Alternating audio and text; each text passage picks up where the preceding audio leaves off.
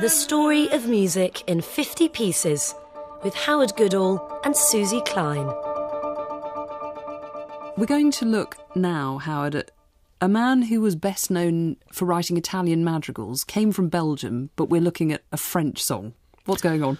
Well, what's going on is that after 100 years of what you might call the rise of sacred music and its seriousness and its solemnity, in the middle of the 16th century, towards the end of the 16th century in particular, a new wave of music starts to appear, which is secular, and it's about love and earthly pleasures. And it's quite a contrast to the music that's going on in church, which is about how bad those things are. So we have to look at the people who might have driven this forward in its popularity, because it was very, very popular.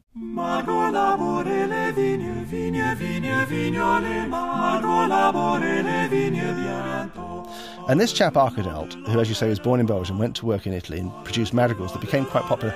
Of course, we must qualify popularity. This is popularity amongst people who could afford maybe to own an instrument or to have a house where they, instead of slaving all day, instead of starving, they actually could relax of an evening and have some music. So we're talking for about the few dozens of people who were in that position, he was very popular. Right. He wasn't known by the rest of the Italian No, the Alden public wouldn't have known him from Adam. So he's writing for kind of a courtly world of musicians. And he actually brought out some books of his madrigals, which became popular across the courts of Italy. He then moved to France and brought out a series of songs in French, which they were now called chansons. In fact, there's a picture by Caravaggio of a lute player, quite a famous picture that I'm sure many people can summon up in their minds.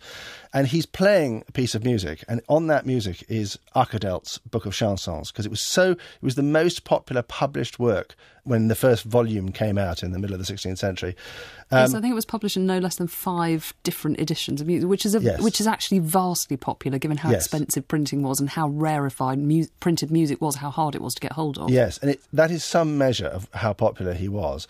And his music is easy to enjoy, easy on the ear, quite funny. The lyrics, particularly this one, Margot Labouré les vignes, about a woman working in a vineyard, the lyrics will mean absolutely nothing to us. Whoever knows what she's talking about or what they're talking about, there's about 3 strangers that they met on a road, and one of them gave her the pox. And the thing is, it's clearly referring to some story that's now been lost in history. But was deeply amusing and popular at the time.